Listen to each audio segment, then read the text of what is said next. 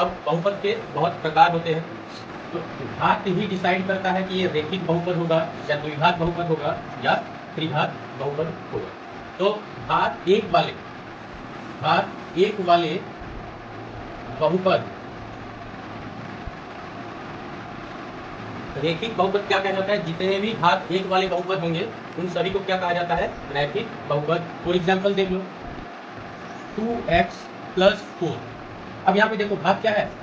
1 है, और यहाँ पे अगर हम लोग लिखना चाहें तो 0 होगा। तो 0 और 1 में सबसे बड़ा घात क्या हुआ? घातांक 1 हुआ। इसका घात क्या हो जाएगा? 1। तो घात एक वाले बहुपद को क्या कहते हैं? रैखिक बहुपद। ठीक, इसी तरीके से ध्यान रखना है, फॉर्म Z ये रहे या फिर किसी भी तरीके से लिखना, सिर्फ वेरिएबल पार्ट लिखा हुआ रहे। ठीक है,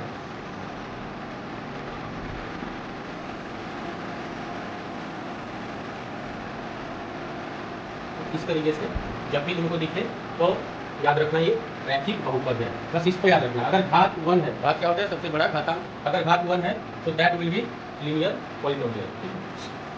अब द्विघात, द्वि का मतलब होता है 2, यानी क्या हो जाएगा? घात 2 वाले बहुपद को क्या कहा जाता है? द्विघात बहुपद। घात 2 वाले यानी हाईएस्ट पावर जब तुमको 2 दिख जाए, हाईएस्ट पावर जब तुमको 2 दिखे तो वही क्या कहलाता है? द्विघात बहुपद। 4x² + 2x + 3। अब बता, इसमें हाईएस्ट पावर क्या है? 2, तो इसको क्या कहेंगे हम लोग? द्विघात।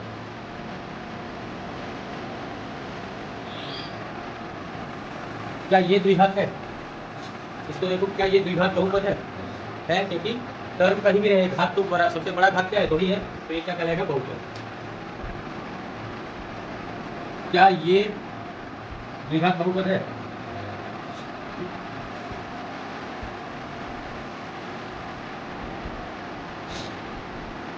इस तरीके से।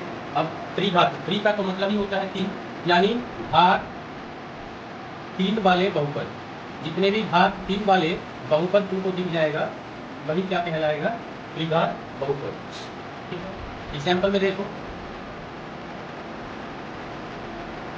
x³ + 4x² + 3x + 2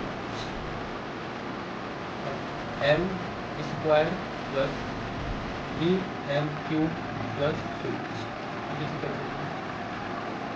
क्या ये बहुपद है?